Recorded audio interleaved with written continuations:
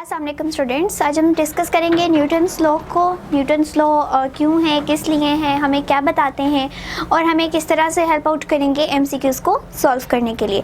सो Newton's के law जो हैं वो किस चीज़ पे बेस कर रहे होते हैं, वो फोर्सेस पे बेस कर रहे हैं कि कोई फोर्स जो लग रही है वो किस तरह से रिएक्ट करेगी, या बॉडी जो मूव कर रही है उसमें किस तरह से फोर्स प्रोड्यूस होगी। तो ये तमाम चीज़ें जो हैं वो हम इसमें डिस्कस करेंगे, ठीक है। जो सबसे मोस्ट इम्पॉर्टेंट एमसीक्यूज़ आ सकता है एमडी कैट के हवाले से, वो इसकी फर्स्ट पेज पे यानी 54 पेज नंबर है, और इस पे लिखा हुआ है कि न्यूटन ने जो ये पब्लिश किए थे वो थे 1687 में, और बुक का नेम था प्रिंसिपिया, ठीक है। 1687 मोस्टली एमडी कैट में डेट्स नहीं पूछी जाती, क्योंकि ये आपके नॉलेज बेस्ड नहीं होती कि आप बताएं कि कौन सी डेट पे फलां काम हुआ था, नहीं, बल्कि आपको थोड़ा ट्रिकी क्वेश्चन पूछे जाते हैं, इसलिए डेट्स नहीं पूछी जाती। बट एक डेट आप मस्ट याद रख सकते हैं, ठीक है। सो सेकेंडली है कि बुक का नेम क्या था, और ये बुक बहुत फेमस है, दैट्स वाई इसका नेम जो है वो याद होना चाहिए, ठीक है, प्रिंसिपिया। सो न्यूटन की ये बुक है जिसमें न्यूटन्स ने अपने लॉज को पेश किया था। अब न्यूटन के बेसिकली जो है वो 3 लॉज हैं, और फर्स्ट लॉ को हम लॉ ऑफ इनर्शिया भी कहते हैं या फर्स्ट लॉ भी कहते हैं, ठीक है, फर्स्ट लॉ और law of inertia.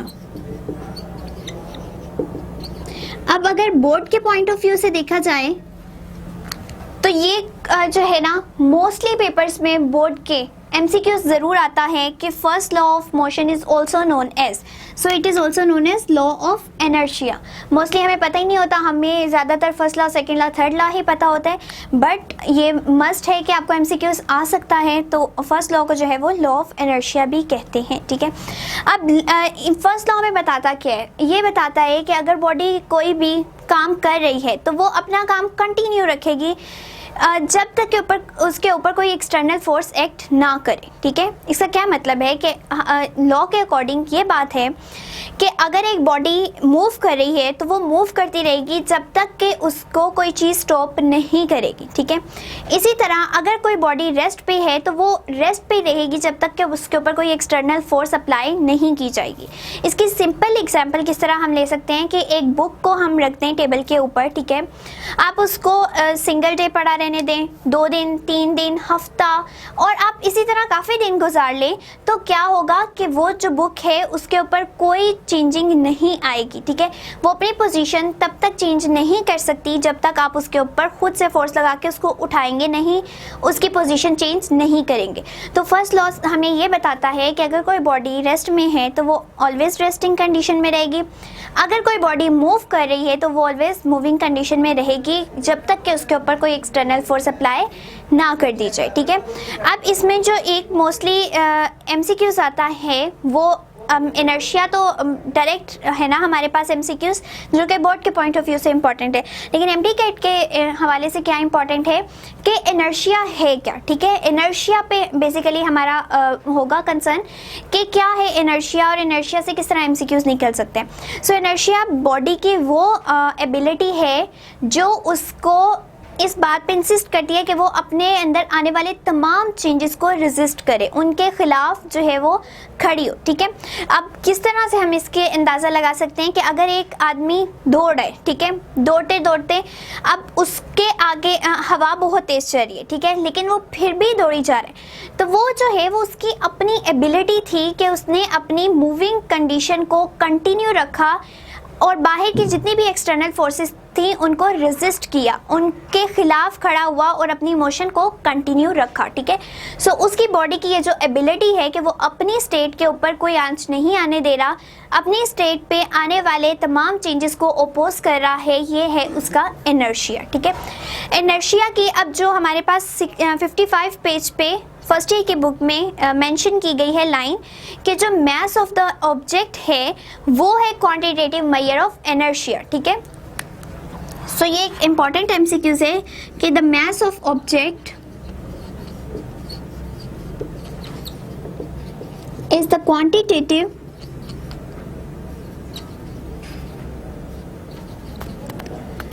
measure of inertia.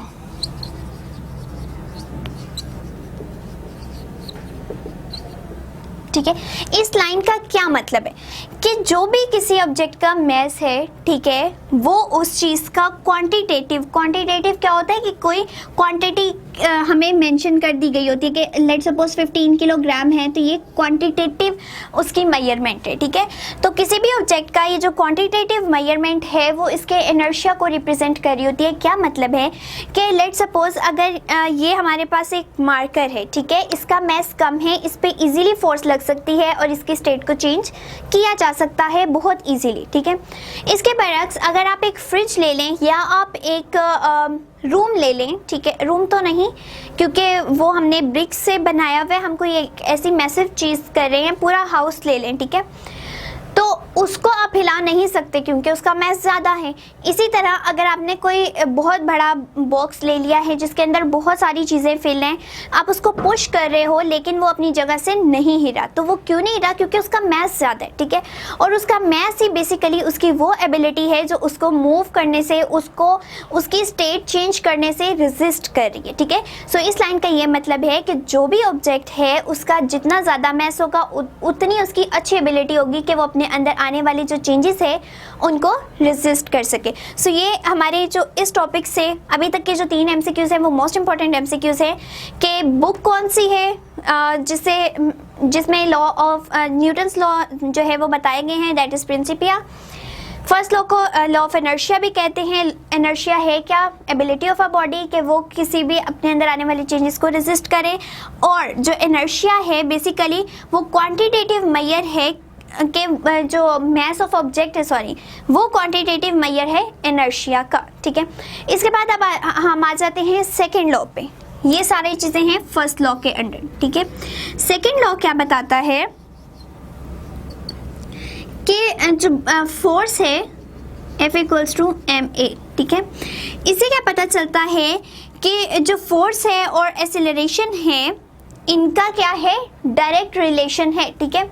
क्या इसका क्या मतलब हुआ कि अगर किसी बॉडी का मास है, ठीक है, और वो मूव कर रही है, मूव क्यों कर रही है? क्योंकि उसके ऊपर एक फोर्स जो है वो अप्लाई हो रही है, ठीक है। सो इसकी स्टेटमेंट इस तरह से है कि a force applied on a body produces acceleration in its own direction, ठीक है। Acceleration produces varies directly with the applied force and inversely with the mass of the body. अब क्या इन्होंने बताया है कि किसी एक बॉडी पे अगर फोर्स लग रही है, ठीक है, इसका क्या मतलब होता है कि लेट्स सपोज हम एक कार की बात करें, ठीक है, कार मूव कर रही है, क्यों? क्योंकि उसके ऊपर फोर्स लग रही है। फोर्स किस तरह से कि हमने उसको की से स्टार्ट किया, ठीक है, उसका इंजन स्टार्ट हुआ, उसको पावर मिली, उस पावर की वजह से उसको जब स्टीयरिंग हम घुमा रहे हैं तो उसके व्हील जो है वो मूव कर रहे हैं। तो इस तरह क्या हो रहा है कि हम एक्सटर्नल फोर्स जब तक नहीं लगी, एक की को हमने नहीं घुमाया, तब तक इंजन भी स्टार्ट नहीं हुआ। तो एक्सटर्नल फोर्स मस्ट थी उसको टर्न ऑन करने के लिए, उसकी स्टेट चेंज की है किसी एक एक्सटर्नल फोर्स ने, ठीक है। अब ये फोर्स है इसके ऊपर एक्ट कर रही है, इस बॉडी का मास भी है, ठीक है। अब इस फोर्स की वजह से ये क्या करेगा? डिस्टेंस कवर करेगा, डिस्टेंस कवर करेगा विद सर्टेन वेलोसिटी, ठीक है, in a time. So it means कि इस बॉडी का एक्सेलरेशन मौजूद है, ठीक है। सो एक्सेलरेशन जो है उसका किससे डायरेक्ट रिलेशन है? फोर्स के साथ, ठीक है। जितनी फोर्स इंक्रीज करेगी एक्सेलरेशन उतना ज़्यादा इंक्रीज करेगा। क्यों? क्योंकि आप एक चीज़ है, ठीक है, कोई भी बॉक्स है, उसके ऊपर ज़्यादा फोर्स लगाना शुरू कर दो, वो क्या करेगा? अल्टीमेटली ज़्यादा डिस्टेंस कवर करेगा, तेज़ी से डिस्टेंस कवर करेगा। जितना ज़्यादा डिस्टेंस कवर होगा उस चीज़ की वेलोसिटी उतनी ज़्यादा होगी, वेलोसिटी ज़्यादा होगी तो उसका ऑटोमेटिकली एक्सेलरेशन भी ज़्यादा होगा, ठीक है। और इसमें जो दूसरी चीज़ आ रही है टाइम, ठीक है। अब टाइम जो है वो डिनोमिनेटर में है, टाइम और इसका वेलोसिटी ले लें यहाँ पे या एक्सेलरेशन ले लें इस तरह से, ठीक है। तो क्या है कि टाइम अगर डिक्रीज कर रहा है तो वेलोसिटी इंक्रीज करेगी। और मेजर फैक्टर ही यहाँ पे क्या आ रहा है कि अगर हम फोर्स ज़्यादा लगा रहे हैं, बॉडी जल्दी डिस्टेंस कवर कर रही है और टाइम कम लगेगा, ठीक है। वही डिस्टेंस जो पहले लेट्स सपोज 10 मीटर डिस्टेंस था, हमने 5 मिनट्स में कवर करना था, ठीक है, मिनट्स में। अब क्या हुआ? फोर्स ज़्यादा लगाने की वजह से ताकत अगर इसके ऊपर ज़्यादा लगी तो यही 10 मीटर डिस्टेंस जो है वो लेट्स सपोज 2 मिनट में कवर हो गया, ठीक है। तो टाइम अगर कम होगा, वेलोसिटी ज़्यादा होगी, वेलोसिटी ज़्यादा होगी, इसी तरह से एक्सेलरेशन का आ जाएगा, ठीक है। एक्सेलरेशन में क्या है, डेल वी ओवर टी, ठीक है। टाइम इसमें भी कम, एक्सेलरेशन ज़्यादा, तो इनका आपस में क्या है, इन्वर्स रिलेशन है। सो मैस का और जो है हमारे पास एक्सेलरेशन वो एक दूसरे के इन्वर्सली प्रोपोर्शनल है, ठीक है। यहाँ से इसके इन्वर्सली प्रोपोर्शनल है और जो ये है वो फोर्स के डायरेक्टली प्रोपोर्शनल है, F directly proportional to A, ठीक है। तो जितनी फोर्स ज़्यादा होती जाएगी, बॉडी कम टाइम के अंदर अंदर ज़्यादा एक्सेलरेशन जो है वो गेन करने की कैपेबिलिटी रखती है, इसलिए इन दोनों का डायरेक्ट रिलेशन है। अब जो दूसरा फैक्टर मैस का आ रहा है उसको हम किस तरह एक्सप्लेन कर सकते हैं कि बॉडी का अगर मैस ज़्यादा होता जा रहा है, बहुत ज़्यादा होता जा रहा है, तो उसके ऊपर फोर्स भी ज़्यादा लगानी पड़ेगी, ठीक है, उसको ज़्यादा जल्दी मूव करवाने के लिए। लेकिन अगर आप उस हद तक फोर्स नहीं लगा पा रहे, ठीक है, आपको उसको पुश करने में ही बहुत जो है अपनी फोर्स लगानी पड़ी और वो थोड़ा थोड़ा डिस्टेंस कवर कर रहे हैं, इट मीन्स वो बहुत ज़्यादा टाइम लेगा, ठीक है। टाइम ज़्यादा लेने का मतलब क्या है कि एक्सेलरेशन जो है उसमें कम प्रोड्यूस होगा। इसीलिए अगर कोई चीज़ है, कोई ऐसा ऑब्जेक्ट है जिसके अंदर फोर्स ज़्यादा है, तो फोर्स जो है जितनी ज़्यादा होगी एक्सेलरेशन उतनी जल्दी इंक्रीज़ करेगा। लेकिन अगर उस चीज़ का मास ज़्यादा हो जाएगा तो उसका एक्सेलरेशन डिक्रीज़ करेगा। सो एक एमसीक्यू जो है हमारा यहाँ से मोस्टली बनता है कि इस स्टेटमेंट के अंदर सेकेंड लॉ के थ्रू ही ये कहा जा सकता है कि फोर्स के इंक्रीज करने से कौन सा फैक्टर इंक्रीज करता है। सो ऑप्शन ए बी इस तरह से दिए जा सकते हैं कि by increasing force which factor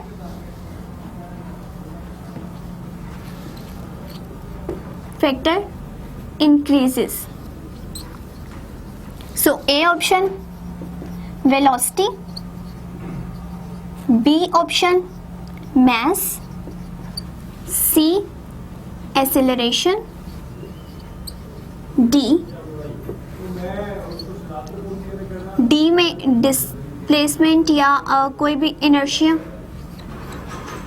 ठीक है। सो इसका जो सी ऑप्शन है वो राइट ऑप्शन होगा। क्यों? क्योंकि अगर फोर्स इंक्रीज कर रहे हैं तो by second law of Newton हमारे पास एक्सेलरेशन जो है वो इंक्रीज करेगा। इसी तरह से ये दूसरा हमारा एमसीक्यूज बन सकता है कि अगर एक्सेलरेशन इंक्रीज कर रहा है तो कौन सा फैक्टर जो है वो इफेक्ट हो जाएगा या कौन सा फैक्टर जो है वो डिक्रीज करेगा, मैस, ठीक है। और अगर मैस जो है वो डिक्रीज कर रहा है तो एक्सेलरेशन इंक्रीज करेगा, मैस अगर इंक्रीज कर रहा है या डिक्रीज कर रहा है तो उसका वाइस वर्सा जो है एक्सेलरेशन पे इफेक्ट प्रोड्यूस होगा। सो ये था हमारा second law. The next one is the third law of motion. And third law of motion क्या है? According to the third law,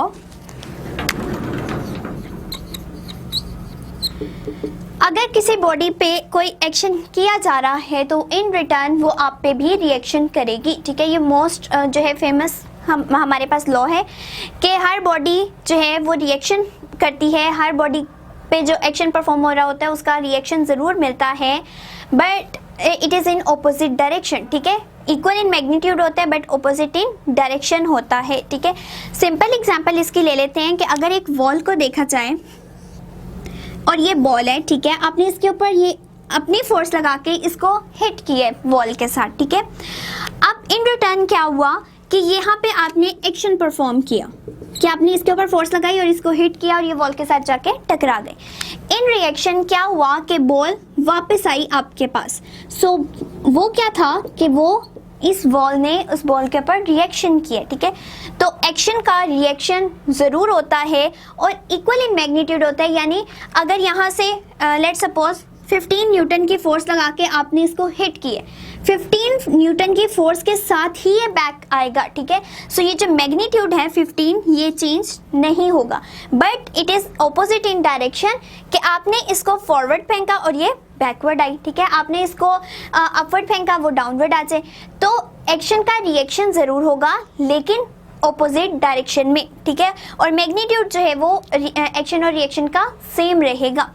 इससे हमारे पास क्या आ जाता है कि इससे भी एमसीक्यूज बन सकते हैं कि अगर लेट्स सपोज एक शिप है, ठीक है, एक शिप में एक जो बोट चलाने वाला है या कोई भी पर्सन है, आम पर्सन है, उसने कुछ अगर थ्रो किया है, ठीक है, लेट्स सपोज ये बोट में एक पर्सन है, ठीक है, इसने कुछ बहुत हैवी चीज़ थी जो यहाँ पे इसने थ्रो की है, ठीक है, तो क्या होगा कि इसने तो थ्रो कर दी, क्या इसके ऊपर कोई रिएक्शन हुआ, ठीक है, तो इसके ऊपर भी रिएक्शन ज़रूर होगा according to the third law, कि अगर इसने इसको आगे की तरफ फेंका है, ठीक है, क्योंकि इसने फॉरवर्ड फेंका है ना, ठीक है, तो जो बोट है विद पर्सन वो बैकवर्ड थोड़ी शिफ्ट होगी। इसकी एग्जाम्पल सिमिलर है बुलेट के केस से कि अगर उसको गन को जो है वो फायर किया जाए तो जो बुलेट है वो आगे की तरफ मूव करती है, लेकिन जो गन है वो रिकॉइल हो जाती है, यानी बैकवर्ड मूव करती है, ठीक है।